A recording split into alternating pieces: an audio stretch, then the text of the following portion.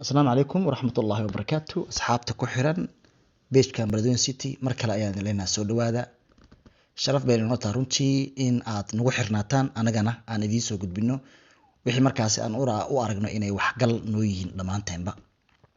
waxaan jeclaysanay inaan qodobkaana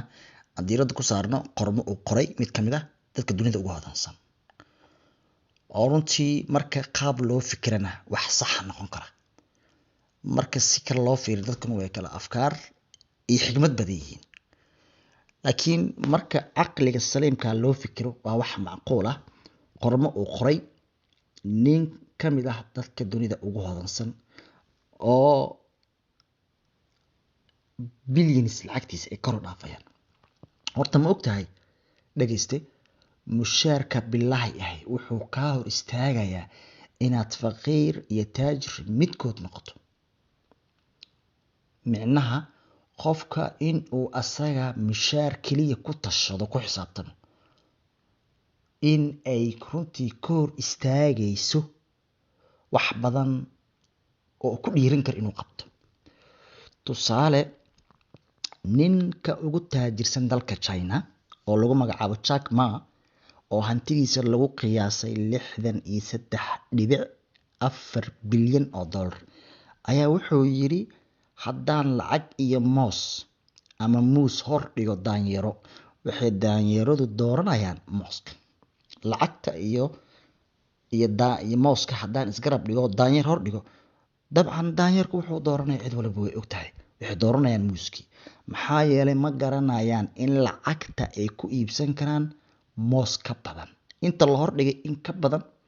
inay ku iibsan karaan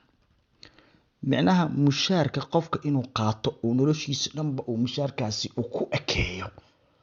waxaa ka xikmad badan ka dheefoon ka hor socod badan inuu qofku asaga abuurto waxa uu markaas haysto wax ka sarreeyo qofka inuu qab leeyahay uu hami leeyahay uu jaranjarada markaas uu ku nool yahay mid ka sarreyso inuu eego kaliya uusan ku ekaanin jaranjarada markaasi mushaarka billaha uu ku qaato inuusan ka fikirin way fiican tahay qofka inuu shaqaysto uu ku xisaabtamo mushaarkiisa laakiin haddii aad soo gaarto bointiga inaad mushaar qaadato ha ku fikirin meeshaas inaad ku sii nagaato ogow waxaa jirto jaranjaro kore oo aad sii fuuli karto si taa la mid ah marka inta badan dadka marka la kala dooransiinaya mashruuc iyo mushaar bila ah mushaar iyo mashruuc waa laba runtii aad u kala farqi weyn ee shaqo cayiman ah intooda badan waxay dooranayaan shaqada bilaha ah haddii qofka aad isgarab dhigto war shaqo qaado iyo mishaar qaado ama mashruucan qaado durba waxaad fahmaysaa ama aan garan ognahay in aynu shaqada mishaar laha aan hore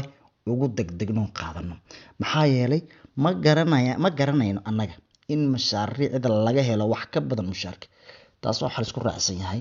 oo labada ogyahay oo noloshooda wax ka bedeli karta gebi ahaanba laakiin mushaarkaaga ma laga yaabo in noloshaada 10 sano haddaad mushaar qaadanaysay 10 sano meesha aad shalay joogtay ama 10 sano ka hor aad joogtay ayaad taagnaanaysaa laakiin haddii aad ku fikirto in adiga aad shaqaalo tahay in lagu shaqeeyo ku fikir marka inaad shaqaale kaliya ku nagaato shaqaale ahaato waa inaad marka qaarna isku daydaa inaad ku fikirto in adiga shaqaale lagu noqdo waxyaabaha dadka ay inta badan ka dhiga saboolka waxaa ka mid ah in aysan aqoonin fursadaha ku jirta mashaariicda qofka inuu hadaf mashaariic abuuro uu asaga buriskiisa iyo musbaarkiisa ku abuurto meherad ganacsi uu hore asaga usii socdo uusan ku ekaanin jaranjarada markaasi uu markaas taagan yahay ama uu ku jiro ama mushaarka uu ku qaadanayo maxaa yeelay inta ay noolaanayaan oo waxay ka baranayaan iskuulada waxay arkayaan had iyo goor shaqada in bishii mushaar lagu qaato waxayna meesha ay naftooda u shaqaysan lahaayeen u shaqaynayaan asaagooda waa sax intaad adiga asaagaaga u shaqayn lahayd adiga in lagu shaqeeyo waad abuuri kartaa waa sax mushaarka bilaa ah wuxuu kaa hor istaagaa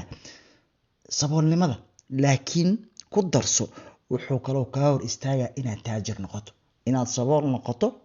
mushaarka wuu kaa celinaa oo waa ka saboolnimadu waa uga badbaadaysaa mushaarka laakiin mushaarka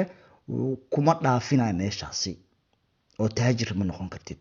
waa noqon kartaa taajir haddaad u fikirto inaad adiga wax abuurato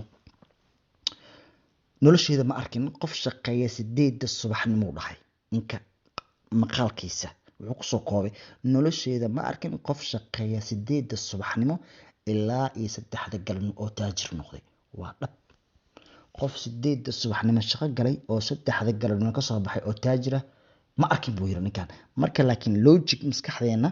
aan u fikirno ku xisaabtano aqligeena dib u fikirno waa sax qofka mushaarka kaliya ku xendaaban ku wareegsan ma ahan dadka inta badan nolosha forward ka sameeyo oo nolosha hiigsi kala sameeyay oo jaranjaro kale u sii gudbay laakiin waa loo baahan yahay qofka in uu meesha uu maanta joogo meel ka sareyso uu ku fikiro uusan isku koobin mushaarkaas cadadan oo waqt yani lacagta go'an ah